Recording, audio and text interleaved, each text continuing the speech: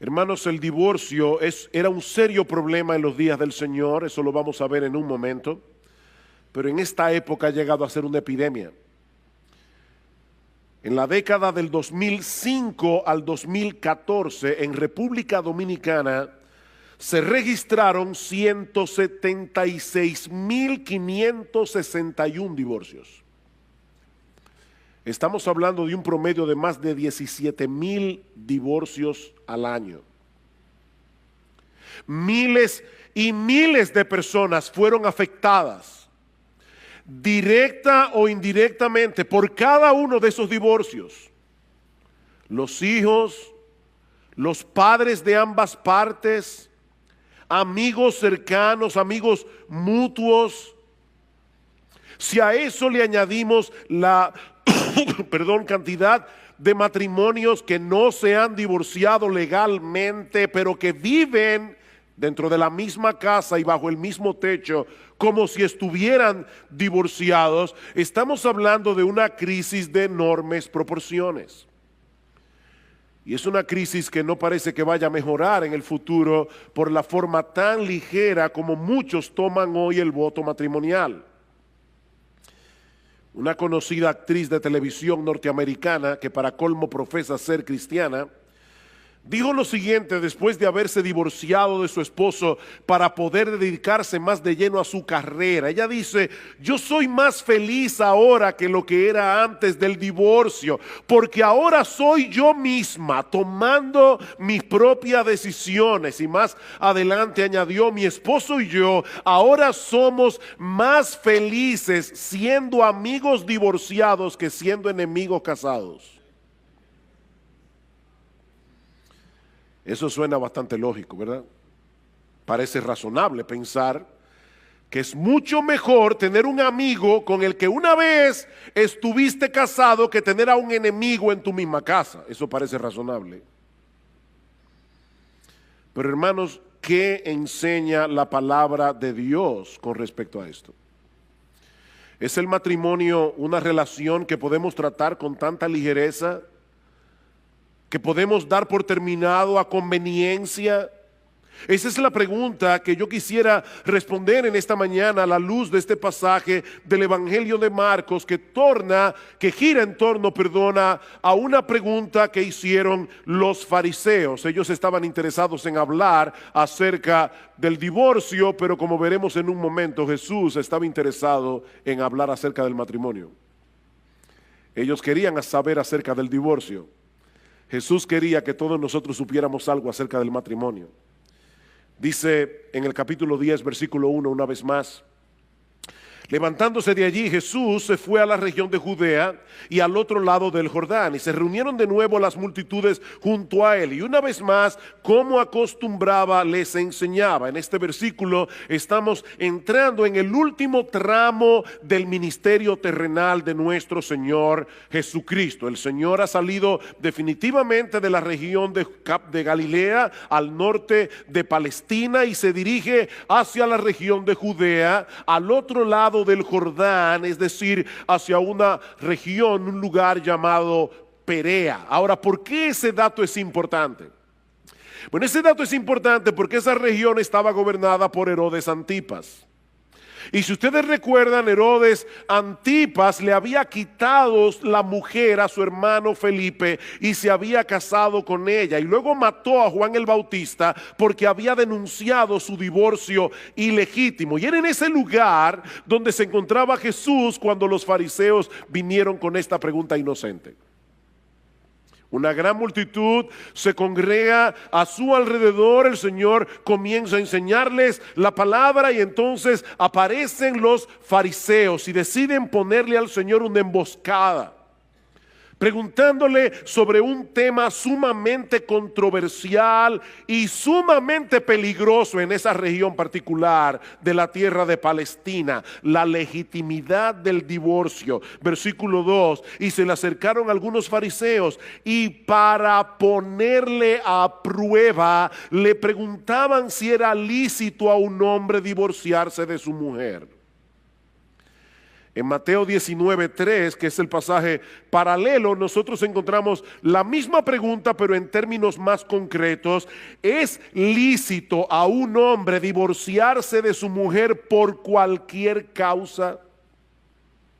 Noten, mis hermanos, y esto es importante, que ellos están presuponiendo que el divorcio está permitido. La pregunta no es si era lícito el divorcio, la pregunta es si era lícito hacerlo por cualquier causa, hacerlo por cualquier motivo. Y el trasfondo de esta pregunta es la correcta interpretación de lo que decía la ley de Moisés en Deuteronomio 24. Los israelitas habían estado inmersos en la cultura egipcia por más de 400 años, donde fueron esclavos, y habían absorbido muchas de sus costumbres paganas, incluyendo una visión muy ligera acerca del matrimonio. Tal parece que el divorcio era muy común entre los israelitas en ese tiempo, pero en vez de prohibir el divorcio, lo que hace el Señor es regularlo, introduciendo una limitante en un caso particular. Yo voy a leerles Deuteronomio 24, no tienen que buscarlo, pero en los versículos 1 al 4, esto es lo que dice la palabra de Dios. Cuando alguno toma una mujer y se casa con ella, si sucede que no le es agradable por haber encontrado algo reprochable en ella, y le escribe certificado de divorcio y lo pone en su mano y la despide de su casa, y ella sale de su casa y llega a ser mujer de otro hombre. De paso, hermanos, Dios no habla por hablar. Si Dios tuvo que regular en ese caso, es porque eso estaba sucediendo muy a menudo. Los hombres estaban divorciándose de sus mujeres por cualquier cosa. Ellas se iban y se casaban con otra persona, y dice ahora el Señor: si el segundo marido también la aborrece y le escribe certificado de divorcio, lo pone en su mano y la despide de su casa, o si muere este último marido que la tomó para ser su mujer, y aquí está la ley: al primer marido que la despidió no le es permitido tomarla nuevamente como mujer, porque ha sido menospreciada, pues eso es abominación ante el Señor. No traerás pecado sobre la tierra que el Señor tu Dios te da por heredad. Es a ese pasaje que están aludiendo los fariseos en Marcos capítulo 10. Ahora, este pasaje no promueve el divorcio. De hecho, este pasaje ni siquiera nos da un juicio de valor sobre cómo deberíamos ver el divorcio. Simplemente regula este caso particular. Si una persona se divorciaba de su mujer por haber hallado en ella algo reprochable, y esta mujer se casaba con otro hombre, si se daba el caso de que ese otro hombre también se divorciara o muriera, su primer marido no podía volver a casarse con ella bajo ninguna circunstancia. Y básicamente lo que Dios está diciendo aquí es: la mujer no es un juguete que tú puedes desechar cuando tú quieras y volverla a tomar cuando tú quieras. Piénsalo bien antes de poner en su mano una carta de divorcio. Mis hermanos, la relación matrimonial no es como el contrato de cable. Cuando tú tienes un cable, cable TV en tu casa, tú puedes buscar otra compañía, a tratar, a ver si los canales que tienes son mejores que los que tú tienes en el otro plan. Y si no te conviene, puedes volver a la otra compañía, de nuevo, a la anterior. Pero Dios está diciendo: no hagas eso con el matrimonio. El matrimonio es un vínculo sagrado. El matrimonio no puede ser tratado con tanta ligereza. Ahora bien, ¿a qué se refiere el texto de Deuteronomio 24 al hablar de algo reprochable o de algo indecente, como dice la Reina Valera del 60? Bueno, en el tiempo del Señor, y esa fue la razón de la pregunta, en el tiempo del Señor las opiniones estaban divididas con respecto a esto. Por un lado estaba la escuela de un rabino llamado Shammai, que decía que la única causa legítima para el divorcio era el adulterio. Obviamente, esa interpretación de Deuteronomio 24 tiene un gran problema. ¿Qué se hacía con las adúlteras y con los adúlteros en el Antiguo Testamento? Le aplicaban la pena capital, así que evidentemente era permitido el matrimonio por causa de adulterio, porque al adúltero lo mataban y la persona quedaba viuda, así que no había problemas, no había que regular sobre ese tema. Así que no puede ser de eso que está hablando Deuteronomio 24. Por otro lado estaba la escuela de otro rabino llamado Hillel, que decía que el texto de Deuteronomio 24 se refiere a cualquier cosa, literalmente cualquier cosa que hiciera que la mujer luciera desagradable o vergonzosa a los ojos del marido. Y por supuesto, además está decir que esa era la posición más popular entre los fariseos en el día del Señor. Noten una vez más la pregunta: ¿es lícito a un hombre divorciarse de su mujer por cualquier causa? ¿Tiene razón el rabino Hillel? Es lo que ellos le están preguntando. Mis hermanos, según el rabino Hillel, si la mujer quemaba el pan, eso era algo reprochable y por lo tanto una causa legítima para divorciarse. Si quemaba el pan. Si el hombre conocía a otra mujer que a sus ojos era más hermosa que la suya, su esposa había llegado a hacer algo vergonzoso para él y podía divorciarse. De hecho, Flavio Josefo, que era un conocido historiador del siglo I, llegó a incluir el mal aliento como una de esas cosas reprochables. Imagínense esa pobre mujer haciendo gárgara el día entero. Era increíble. Y aunque nosotros no tenemos el tiempo para considerar en detalle Deuteronomio 24, muchos estudiosos del Antiguo Testamento, y yo concuerdo con esto, piensan que esa cosa indecente, esa cosa reprochable puede referirse a una conducta indecorosa de parte de la mujer que no llegaba a ser adulterio. O sea, probablemente se refiere a un hombre que ve a su esposa comportarse de una manera que para él era vergonzoso, pero no llegaba a ser un adulterio que justificara que ella fuera condenada a la pena capital. Ahora, es un texto difícil. El punto es que los fariseos no estaban interesados en conocer su interpretación. Ellos querían hacer quedar mal a Jesús delante de la gente. Tal vez sospechaban que el Señor iba a estar de acuerdo con la posición más estricta y que eso iba a restarle popularidad. O tal vez esperaban ponerlo en una situación bien difícil con Herodes Antipas. Recuerden que Marcos dice, ellos lo pusieron a prueba.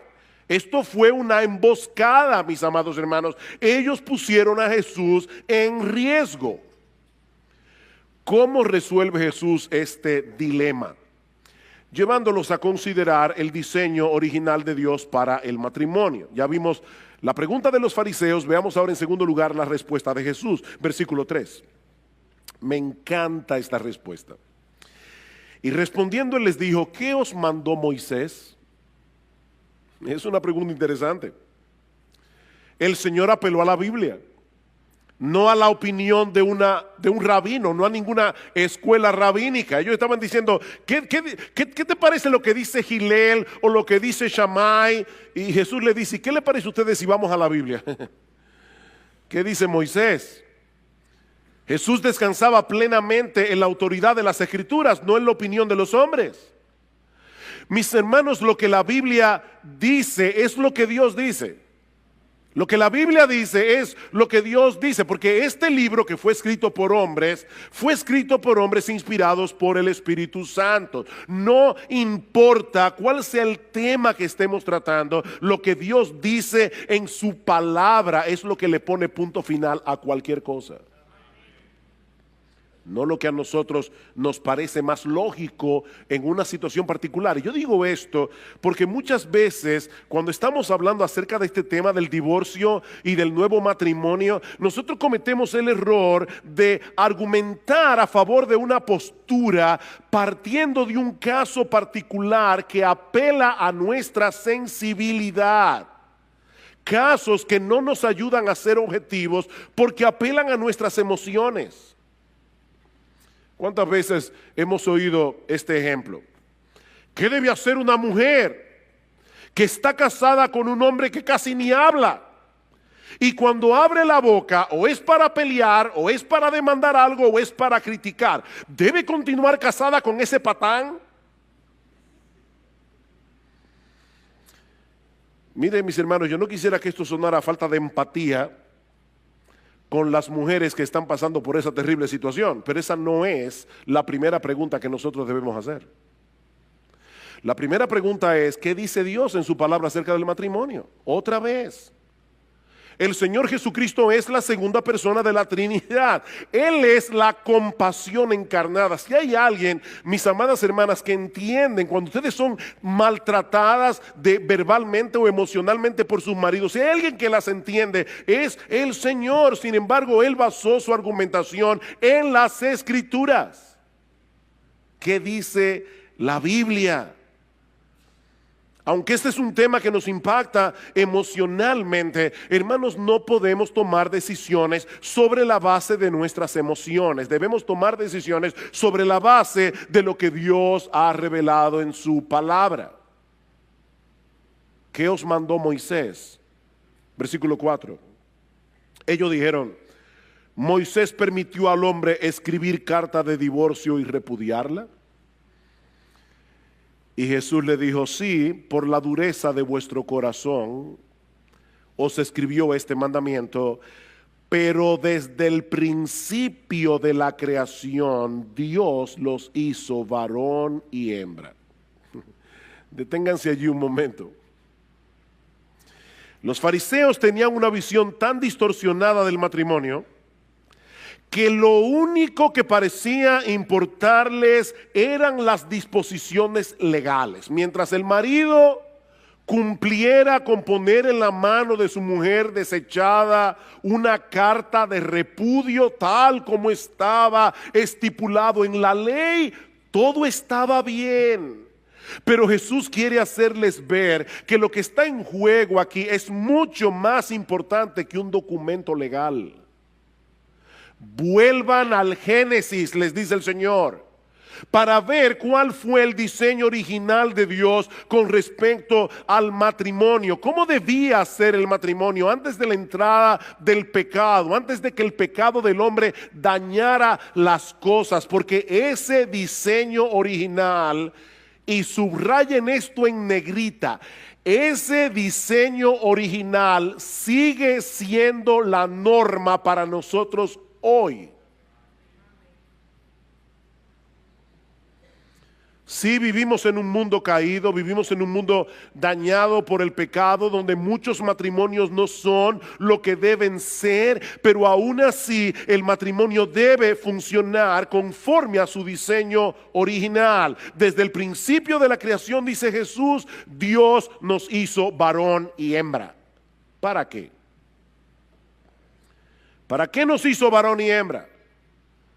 Para que nos complementemos el uno al otro. Versículo 7.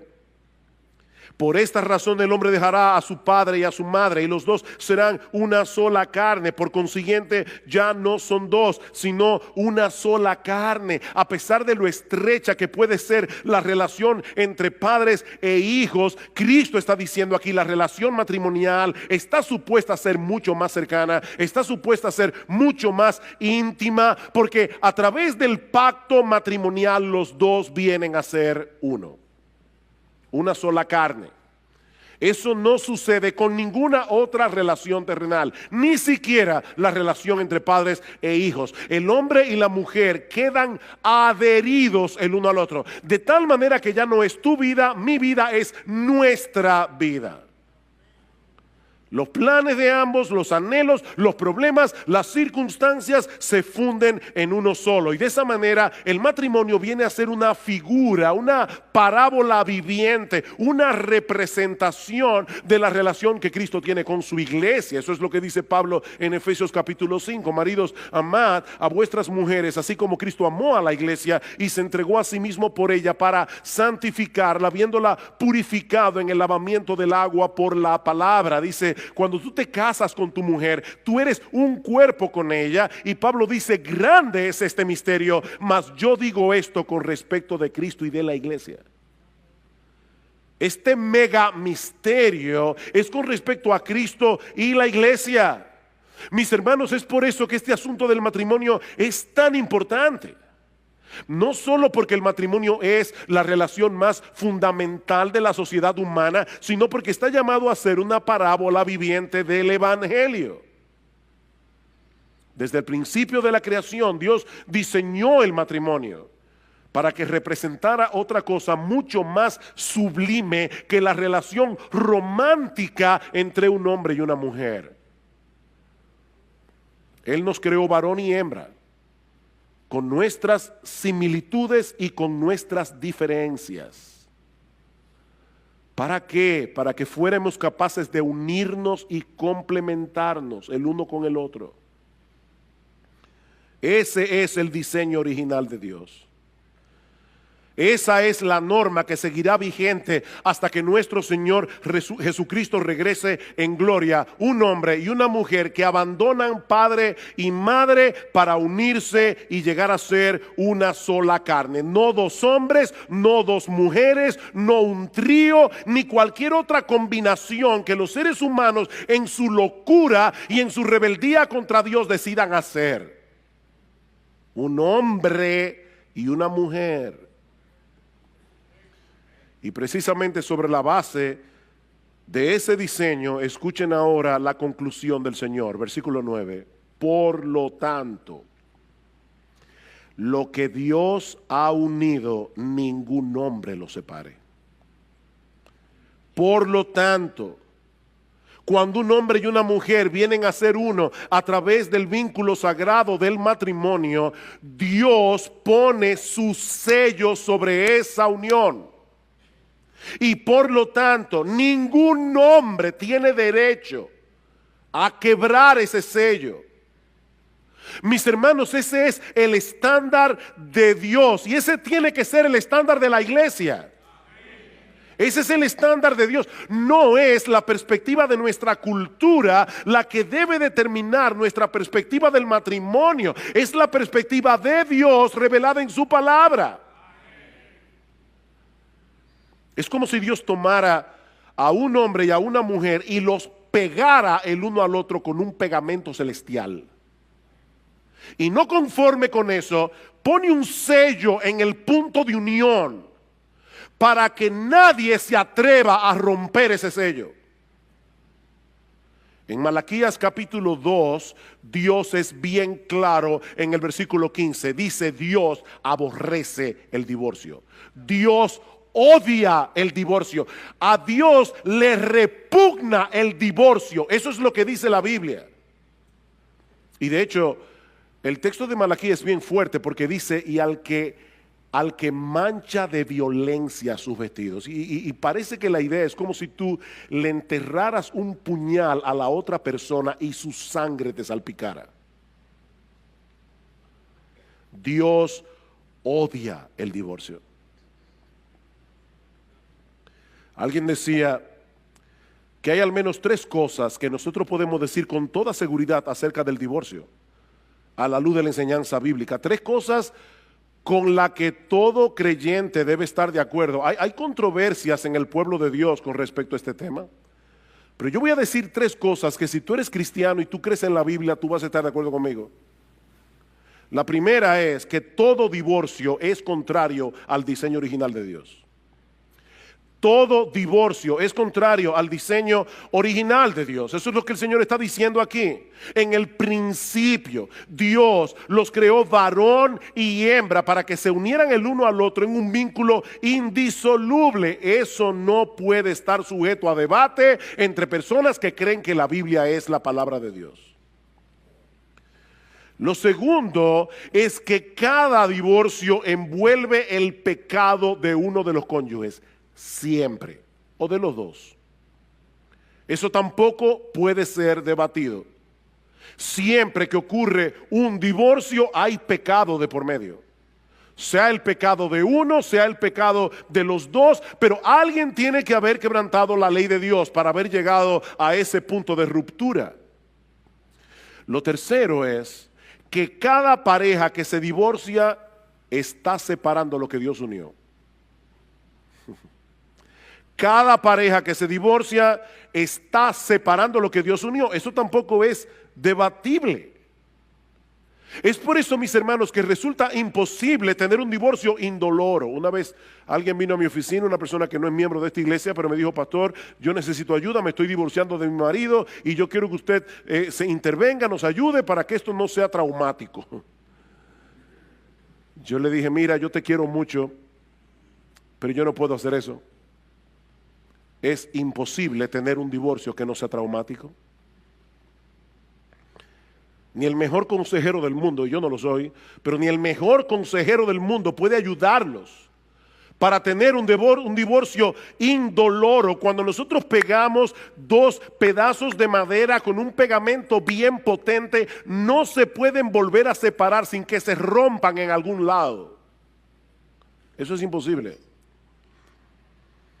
Todo divorcio es traumático, porque estamos rompiendo lo que Dios unió a través de un pacto. Pero hermanos, lamentablemente nuestra sociedad occidental ha sufrido cambios muy profundos en las últimas décadas, y eso atenta directamente contra esa perspectiva bíblica del matrimonio.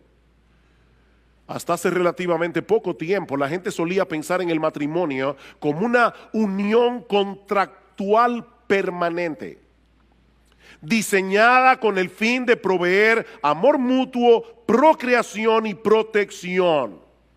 Y que esa unión contractual imponía sobre los cónyuges obligaciones con respecto a Dios y con respecto a la sociedad. Ese era el concepto que la gente tenía antes del matrimonio. Pero desde hace unas décadas el matrimonio ha comenzado a ser percibido como un contrato sexual temporal, diseñado para la gratificación de las partes individuales. En otras palabras, lo que antes era una institución pública para el bien común, ahora es un arreglo privado para la satisfacción del individuo. Mientras esa relación me reporte beneficios, permanezco junto contigo. Cuando comience a ser un estorbo, lo damos por terminado y me busco otra relación. Pero eso es totalmente contrario al diseño de Dios para el matrimonio. Mis hermanos, de acuerdo a la perspectiva de Dios revelada en su palabra, yo tengo que amar a mi cónyuge. Yo tengo que hacerlo, porque yo me comprometí a hacerlo en el pacto matrimonial. Yo no tengo otra opción. Yo no tengo otra opción. Tú no tienes otra opción. Decía el puritano Henry Smith: un hombre debe elegir primero a quién amar y luego amar su elección. ¿Oíste eso? Elige primero a quién amar y luego ama tu elección, porque tú no tienes otra elección, no tienes otra opción. De hecho, eso fue lo que hizo Jesús, ¿o no? Jesús eligió al objeto de su amor y ahora lo ama. Y eso es lo que tú prometiste hacer el día de tu boda. Eso fue lo que tú prometiste hacer. Ay, pastor, mire que yo cuando me casé yo no era creyente. Yo no sé si tú eras pagano. Cuando tú te casaste, eso fue lo que tú prometiste en tu voto matrimonial, y Dios le puso un sello a ese voto. Ese fue el voto sagrado que tú hiciste delante de Dios y delante de los hombres. Es de ese modo que nosotros vamos a representar la relación que tiene Cristo con su iglesia, como dice el pasaje de Efesios que leímos hace un momento. Cristo nos amó cuando no había nada bueno en nosotros que nos hiciera dignos de su amor. ¿O no es así? Y ahora Él está trabajando en nosotros, porque hay muchas cosas todavía en nuestro carácter que a Cristo no le agradan.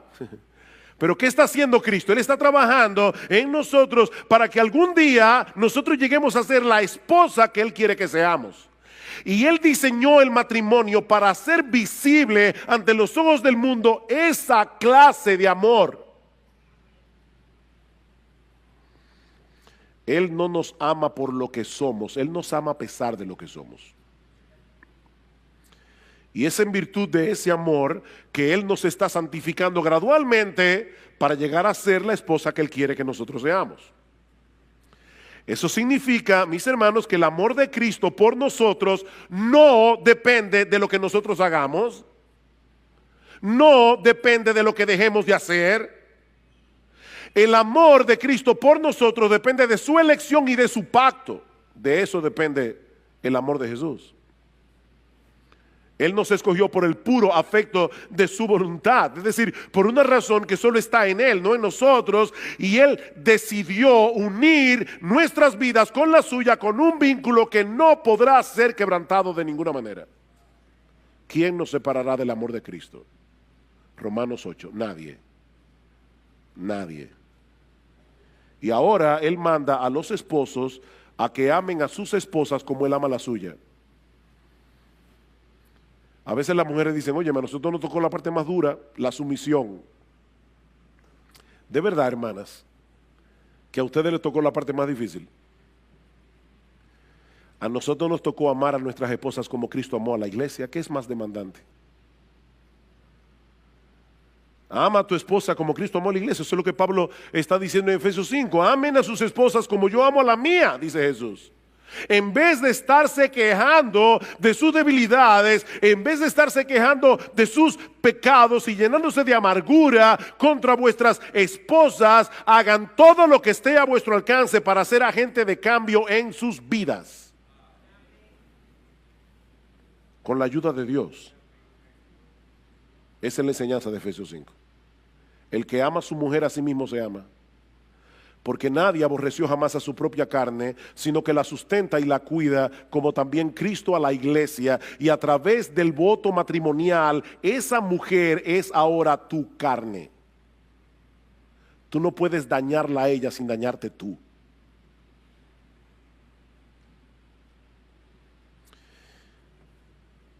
Yo les dije, hermanos, este pasaje, ¿verdad?, comienza con una pregunta sobre el divorcio. Pero de lo que habla Jesús es del matrimonio. Ahora, ¿qué del divorcio? ¿Quiere decir entonces que no existe ninguna razón legítima para que una pareja se divorcie?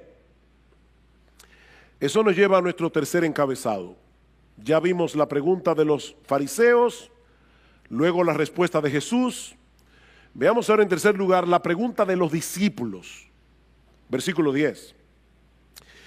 Y ya en la casa, los discípulos volvieron a preguntarle sobre esto.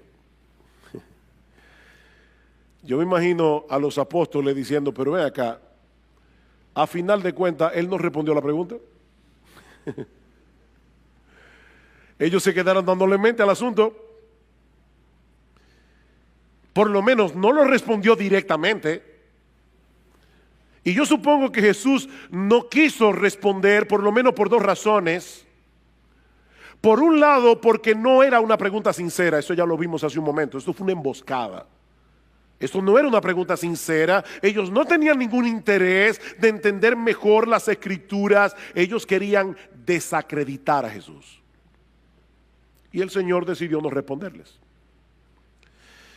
Pero yo pensaba, estudiando ese texto esta semana, ¿y no será también que Cristo no quiso responder directamente porque Él quería dejar en la multitud una visión elevada del matrimonio?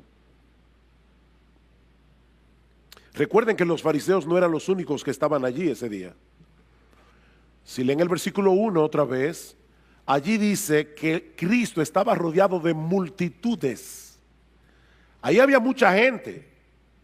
Muchísima gente. Y es muy probable que el Señor hubiera querido dejar en sus mentes la idea de que lo importante no es si existe alguna razón legítima para divorciarse. Lo importante es recordar que hay muchas razones para seguir casado.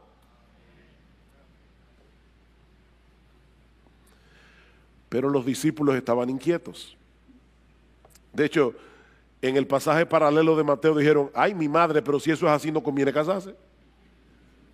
Ellos estaban tan acostumbrados ya a esa cosmovisión de que se podían zafar de la mujer por cualquier cosa, que ellos llegaron a pensar, entonces no conviene casarse.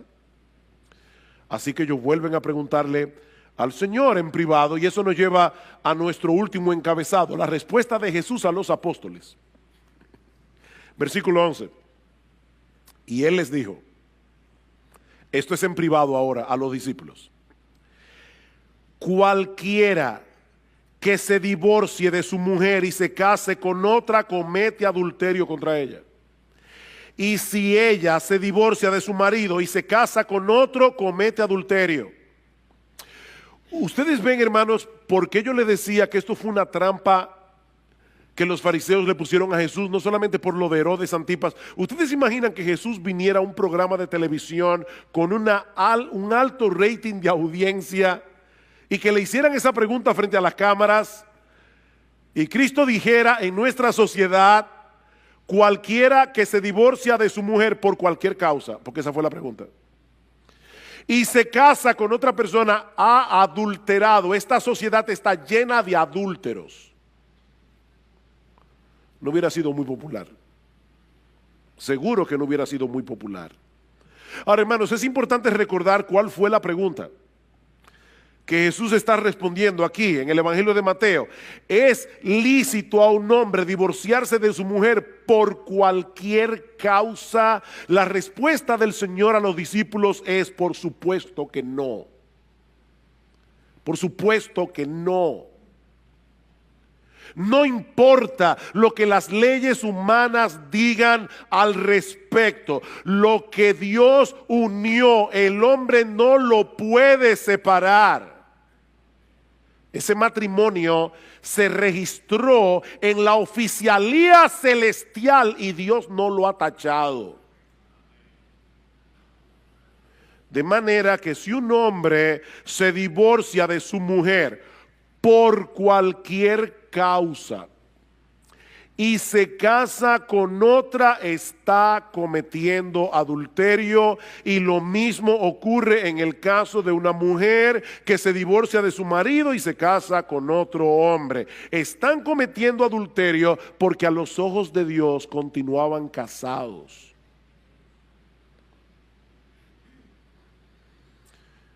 Mis hermanos, no hay que ser un experto en teología para entender lo que el Señor está diciendo aquí.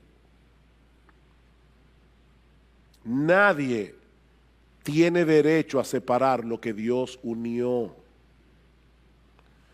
a no ser que el divorcio se lleve a cabo por una causa legítima. Y eso es lo que vemos en la respuesta más completa que aparece en el pasaje paralelo en el Evangelio de Mateo. Mateo 19:9, y yo os digo que cualquiera que se divorcie de su mujer, salvo por infidelidad, y se casa con otra, comete adulterio. La versión Reina Valera lo dice de esta manera: yo os digo que cualquiera que repudia a su mujer, salvo por causa de fornicación, la palabra allí es porneia e incluye una amplia gama de pecados sexuales, salvo por causa de fornicación y se casa con otra, adultera, y el que se casa con la repudiada, adultera. Es la misma enseñanza que encontramos en el Sermón del Monte, Mateo 5:31. También fue dicho: cualquiera que repudie a su mujer, dele carta de divorcio. Pero yo os digo que el que repudia a su mujer, a no ser por causa de fornicación, hace que ella adultere, y el que se casa con la repudiada comete adulterio. Es sobre la base de esos dos pasajes que la mayoría de los protestantes a través de los siglos han sostenido, y nuestra iglesia sostiene esa postura, que el pecado de fornicación es la única causa legítima por la que Dios permite que la parte inocente inicie un proceso de divorcio. Ahora, noten, mis hermanos, lo que yo estoy diciendo y lo que no estoy diciendo. Yo no estoy diciendo que la parte inocente tiene que divorciarse. No, yo no he dicho eso. En el Evangelio hay lugar para el perdón y hay lugar para la restauración. Y siempre que sea posible, oigan lo que estoy diciendo, hermanos, porque a veces no es posible. Siempre que sea posible, es mejor tratar de recomponer un matrimonio que está dañado que disolverlo. Siempre que sea posible.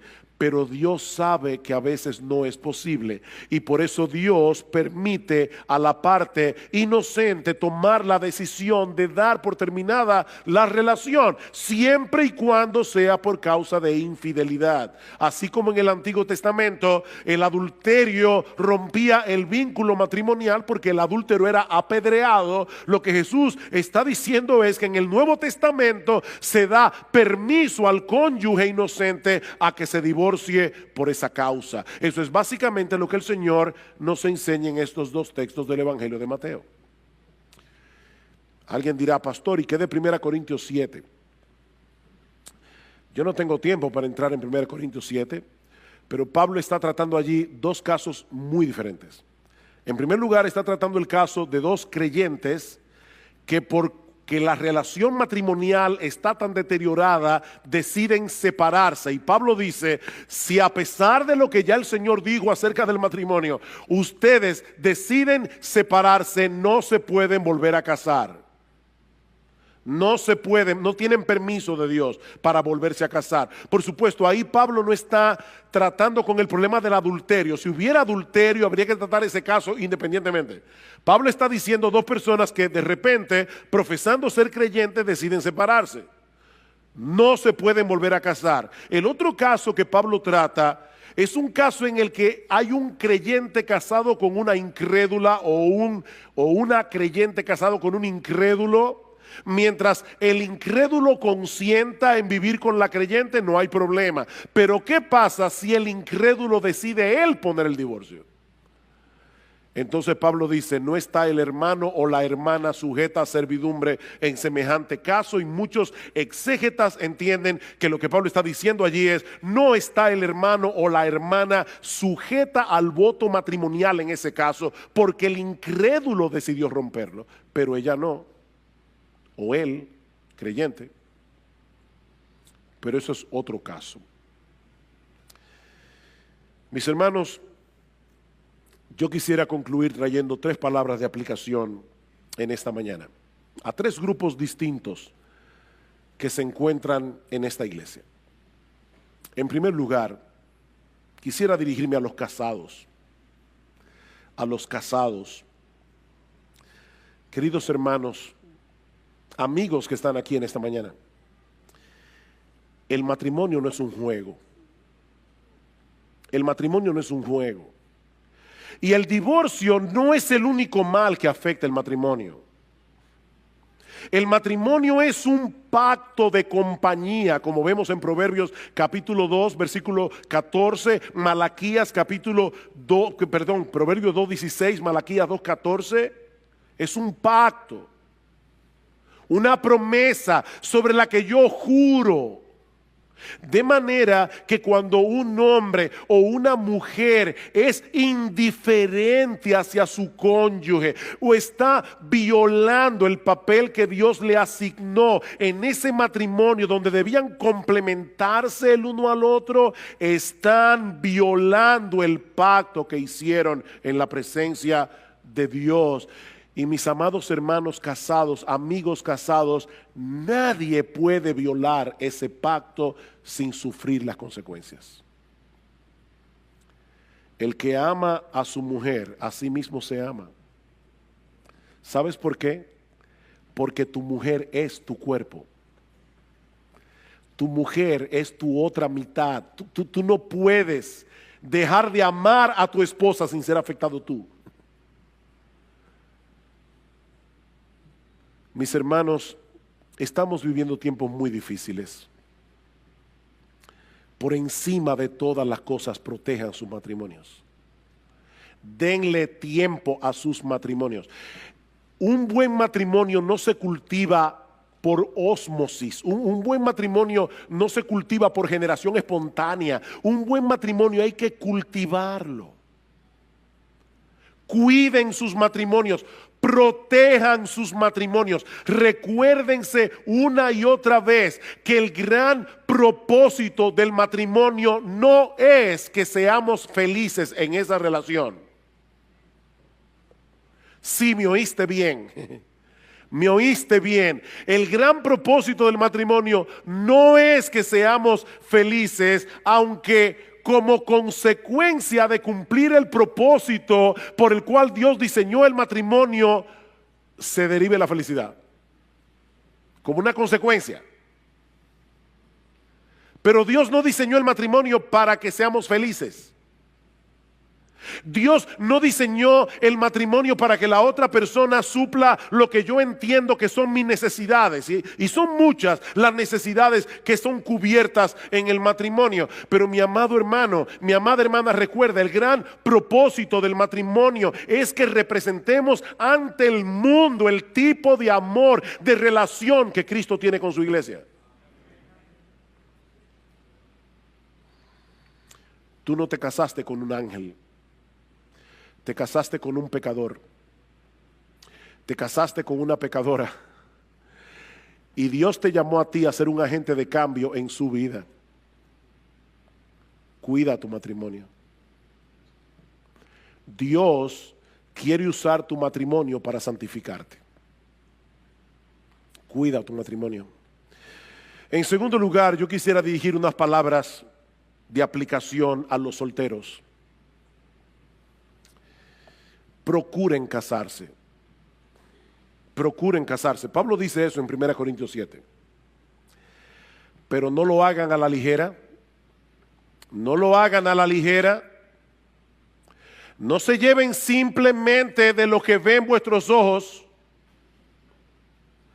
Proverbios capítulo 11, versículo 22 es muy claro. El Espíritu Santo inspiró al autor de Proverbios para escribir estas palabras. Como zarcillo de oro en el hocico de un cerdo es la mujer hermosa apartada de razón. Si te casas por el zarcillo, créeme, los años van a pasar. El zarcillo se marchitará y te quedarás con el cerdo.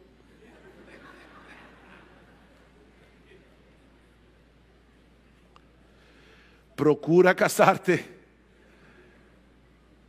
pero no lo hagas a la ligera. No lo hagas por razones equivocadas.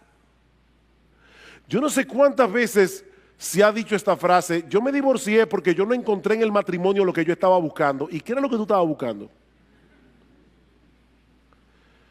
¿Qué era lo que tú estabas buscando?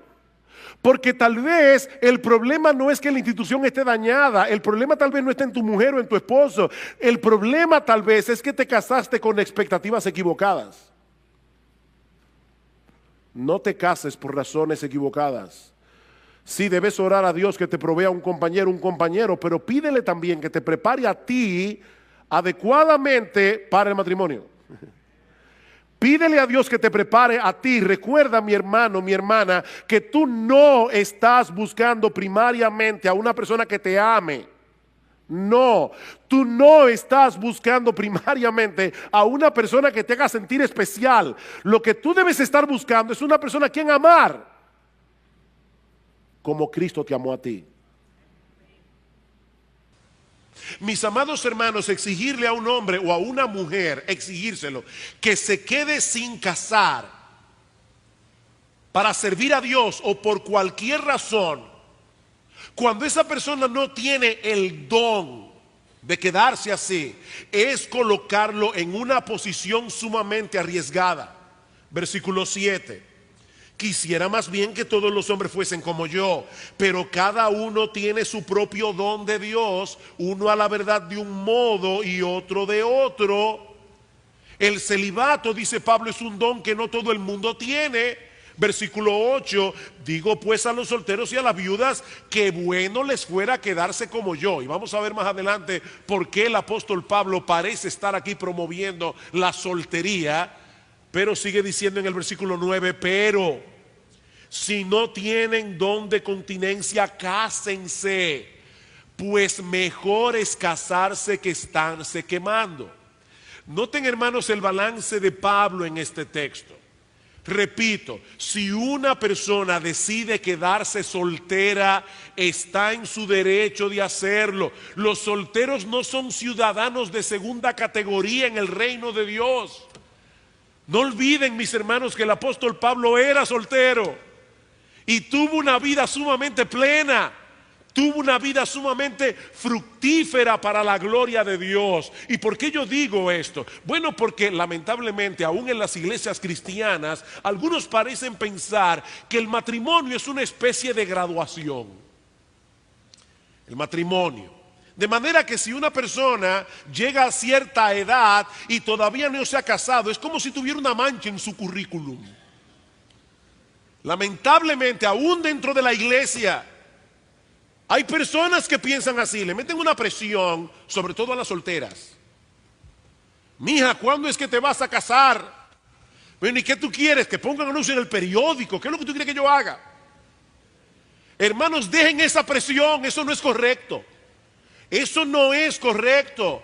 La soltería en sí misma no es algo vergonzoso. No es una mancha en el currículum de nadie. Aunque yo debo hacer la salvedad, sobre todo, y me refiero aquí a los hombres mayormente, yo quiero hacer la salvedad de que es posible de que algunos permanezcan solteros por falta de diligencia o incluso por una razón completamente egoísta. Eso es posible. Pero la soltería en sí misma no debe ser motivo de vergüenza para nadie. Ahora, al mismo tiempo, Pablo reconoce que no todos tienen las mismas necesidades, no todos tienen el mismo don de Dios, y por eso exhorta a los solteros en general a casarse. ¿Y qué de los que ya están casados? ¿Pueden ellos dentro del matrimonio practicar el celibato? Bueno, eso es lo que Pablo pasa a responder a partir del versículo 3.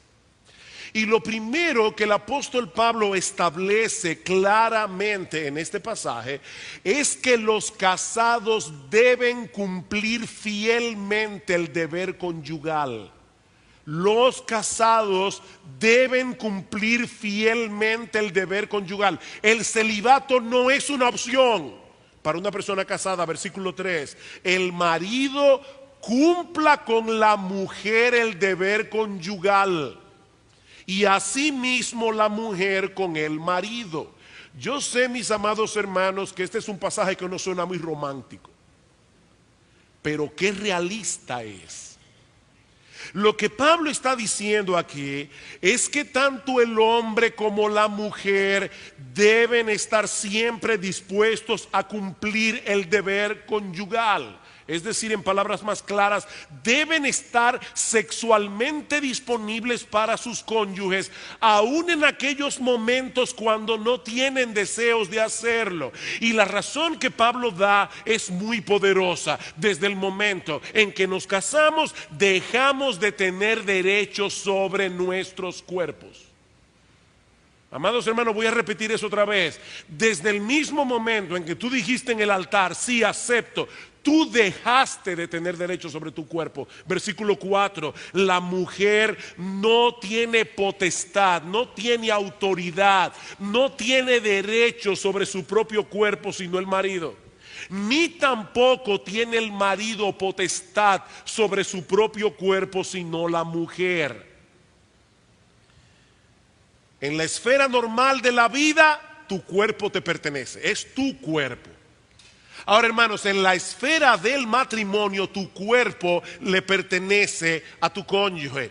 Y quiero notar, quiero subrayar que en este pasaje el apóstol Pablo no le da más derecho al hombre que a la mujer. Pablo no le da más derecho al hombre que a la mujer.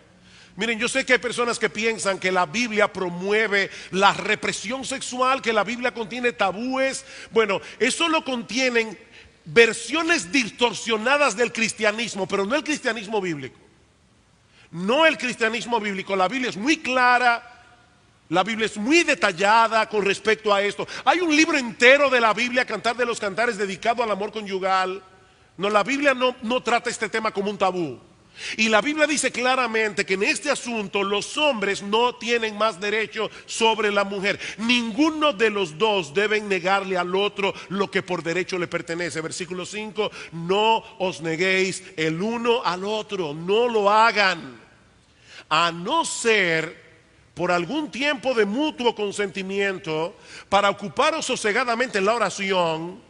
Pero volved a juntaros en uno para que no os tiente Satanás a causa de vuestra incontinencia. O sea, Pablo dice que la abstinencia sexual en el matrimonio es una posibilidad, pero primero debe ser por mutuo acuerdo. O sea, no puede ser la decisión de una sola parte de la pareja, debe ser por mutuo acuerdo. En segundo lugar, debe ser por un propósito específico. Pablo dice aquí, para ocuparos sosegadamente en la oración. Es decir, si alguno de los dos quiere tener un tiempo intenso de oración sin ninguna cosa que le llame su atención, y por poco tiempo, dice Pablo, para que no se expongan a tentaciones innecesarias. Por supuesto, se sobreentiende por otros pasajes de las Escrituras, dice la Biblia que es más bienaventurado dar que recibir. Se sobreentiende que tanto el hombre como la mujer deben ser sensibles al estado en que se encuentra el otro. Hay momentos en que por amor a nuestro cónyuge debemos ser pacientes, esperar una ocasión más propicia, pero mis amados hermanos, sigue siendo un mandamiento que ninguno de los dos cónyuges tiene derecho a negarse al otro. La abstinencia es una concesión. Versículo 6. Mas esto digo por vía de concesión, hablando de la abstinencia. Dice Pablo, no por mandamiento. O sea, el mandamiento es que no se nieguen. Lo otro es una concesión. Lo otro es una concesión. Así que la primera enseñanza de este pasaje es que los casados deben cumplir fielmente el deber conyugal. La segunda es que los casados deben preservar sus matrimonios. Los casados deben preservar sus matrimonios. Versículo 10. Pero a los que están unidos en matrimonio, mando no yo, sino el Señor, que la mujer no se separe del marido. Y si se separa, quédese sin casar o reconcíliense con su marido. Y que el marido no abandone a su mujer. En estos primeros dos versículos, Pablo evidentemente se está refiriendo a parejas donde ambos son cristianos. ¿Y cómo lo sabemos? Bueno, porque a partir del versículo 12, como vamos a ver en un momento, Pablo se refiere a parejas mixtas y dice, eso es otro caso, donde hay un cristiano y uno que no lo es. O sea que en los versículos 10 al 11, Pablo está hablando a parejas cristianas. ¿Y cuál es la enseñanza de Pablo a las parejas cristianas? Que por mandato expreso del Señor Jesucristo, ninguno de los dos tiene derecho a dar por terminada la relación matrimonial. Por eso es que Pablo dice, mando no yo, sino el Señor. En otras palabras, esto es algo que Cristo enseñó directamente durante su ministerio terrenal. Vamos a Mateo capítulo 19. Evangelio de Mateo capítulo 19. Y hermanos, si hay una enseñanza que es importantísima en una época como esta en la que nos ha tocado vivir, es esta enseñanza de Cristo acerca del divorcio. El divorcio está a la orden del día. Cuando mi hija mayor se iba a casar, mi esposa fue con ella a contratar al individuo que iba a filmar el video de la boda.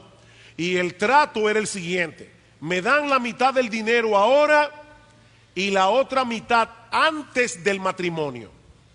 Y yo hago el trabajo. Y mi esposa le preguntó por qué tenía que ser de esa manera. Dijo, bueno, por una razón muy sencilla. Me ha pasado ya que una pareja que se va a casar me contrata para hacer el video, me pagan la mitad talante, se casan, a los 3 meses se divorcian, yo todavía no he terminado de editar el video y ya no me lo quieren pagar. Fíjense eso, antes de que él termine de editar el video de la boda ya están divorciados y dicen, nadie me lo quiere pagar. Entonces él dice, páguenme ahora la mitad y la otra mitad antes de casarse, no después. Esa es la época, hermanos, en la que estamos viviendo. Ahora, en la época del Señor Jesucristo pasaba algo muy similar. Había una escuela rabínica, es decir, una escuela de enseñanza que decía que un hombre podía divorciarse de su mujer casi por cualquier cosa. O sea, por ejemplo, si un hombre iba por la calle y encontraba una mujer más bonita que la suya, ya la suya pasaba a ser indecente y podía divorciarse de ella y casarse con otra. Si le quemaba el pan, si la suegra se metía demasiado, cualquier cosa.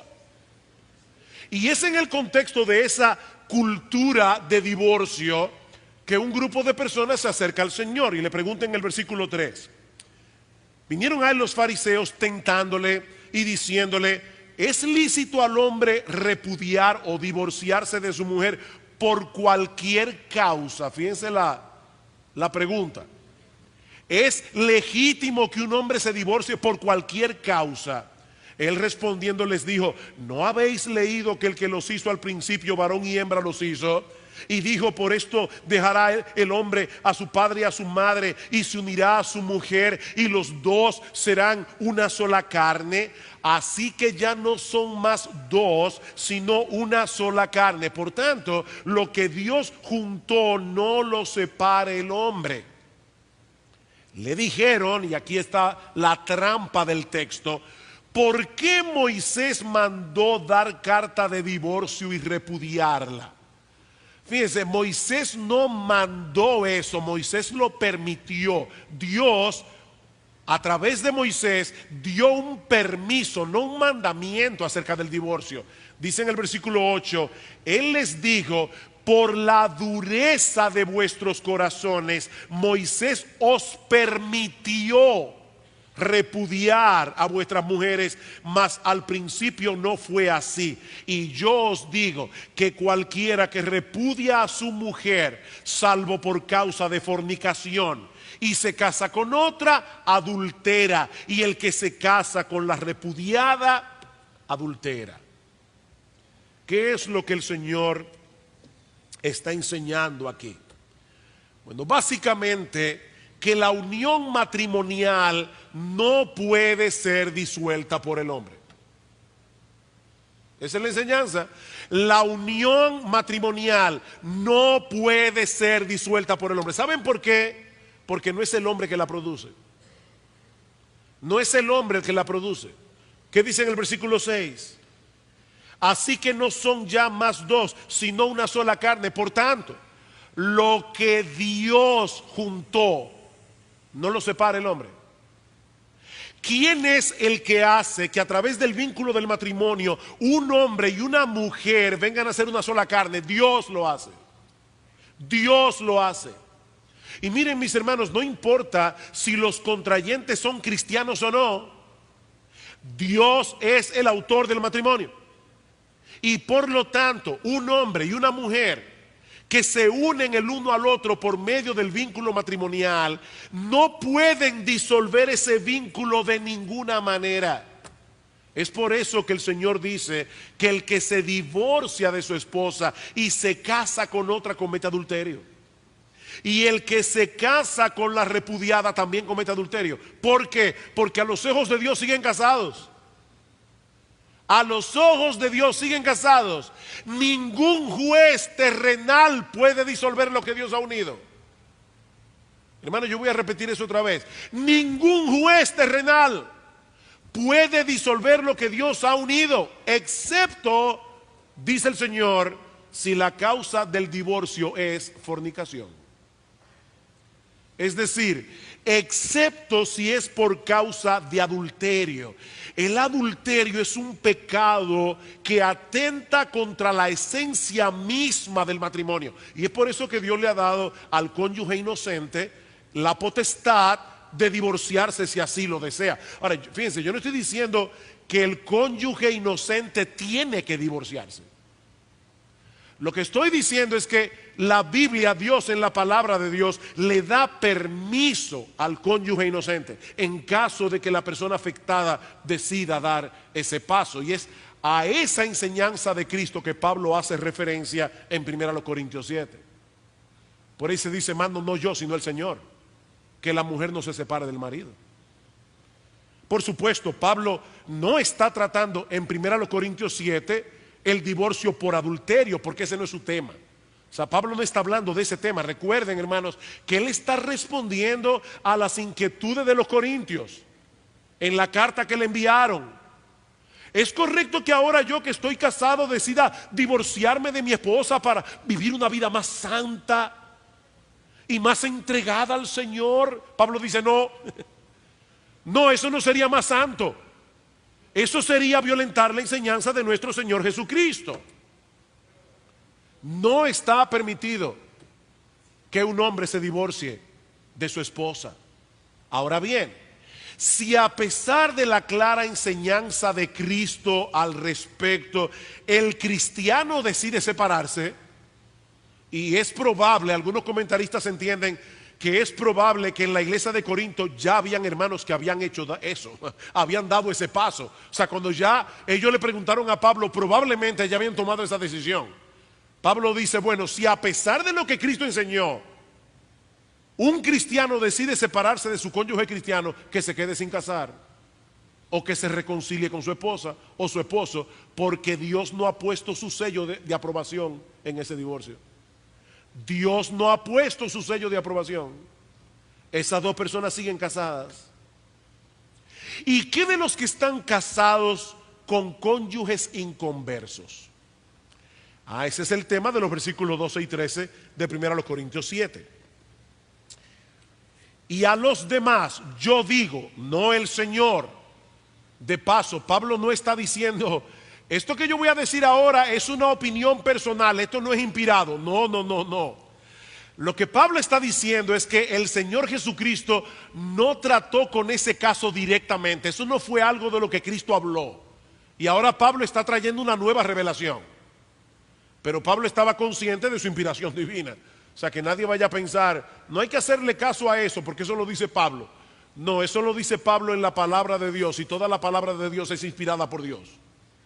Y habiendo aclarado eso, Pablo dice, a los demás, es decir, aquellos que tienen matrimonios mixtos, cristianos casados con no cristianos, digo yo, no el Señor, si algún hermano tiene mujer que no sea creyente y ella consiente en vivir con él, no la abandone.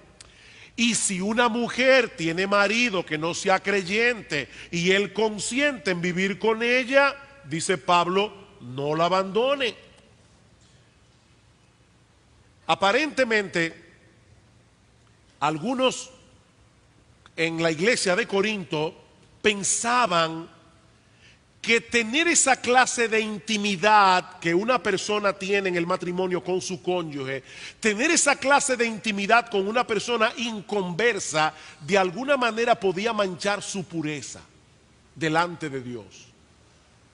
O sea, Pablo, ¿cómo es posible que yo voy a seguir atada a este hombre incrédulo, a esta mujer incrédula? No me mancha eso mi santidad delante de Dios, no mancha eso mi pureza, dada la relación tan cercana que tiene un hombre con una mujer en el matrimonio. Pablo le responde, no, es al revés. Es al revés, versículo 14. El marido incrédulo es santificado en la mujer, y la mujer incrédula en el marido. Pues de otra manera vuestros hijos serían inmundos, mientras que ahora son santos. Pastor, ¿y qué significa eso? Bueno, significa sencillamente que el hecho de que haya un cristiano en el hogar lo santifica. O sea, en vez de que eso haga impuro al cristiano, más bien la presencia de ese cristiano en ese hogar lo santifica. No en el sentido de que el cónyuge inconverso o los hijos automáticamente van a ser salvos por causa del creyente, no. La palabra santificar significa separar, La idea es que la bendición del Señor está sobre esa casa por causa de que hay un hijo suyo ahí. O sea, mi hermano, mi hermana, si tú estás casado o casada con un inconverso, la bendición de Dios está sobre tu casa. Porque tú eres hijo de Dios, tú eres hija de Dios. Aparte de que Dios puede usar al cristiano en esa relación como instrumento de salvación para el cónyuge incrédulo. Versículo 16. Porque ¿qué sabes tú, oh mujer, si quizás harás salvo a tu marido? ¿O qué sabes tú, oh marido, si quizás harás salva a tu mujer? Ven claramente que el cónyuge inconverso no se salva automáticamente por tener una esposa cristiana. Porque Pablo está diciendo, tal vez Dios te use como un instrumento para que tu esposo sea salvo. Lo que quiere decir que no lo es. O sea, mi amigo inconverso, si tú estás aquí en esta mañana y tú estás casado con un creyente, no pienses que por eso tú tienes visa. O sea, tú no tienes visa para el cielo. Tú tienes que convertirte. La salvación es algo muy personal. Eso es una transacción que tú tienes que hacer tú delante de Dios. La salvación de tu esposa, la salvación de tu esposo no te salva a ti. Tú tienes que venir a Cristo en arrepentimiento y fe. Ahora, cristiano, cristiana, Dios puede usarte a ti como instrumento de salvación para tu marido o para tu esposa. Ahora, ¿qué pasa si es el incrédulo el que no quiere seguir viviendo con el cristiano? Versículo 15. Pero si el incrédulo se separa, sepárese. O sea, si es el incrédulo el que pone el divorcio, Pablo le dice aquí, cristiano, cristiana, acepta el divorcio. Pues no está el hermano o la hermana sujeta a servidumbre, es decir, a la ligazón del matrimonio en semejante caso, sino que a paz nos llamó Dios.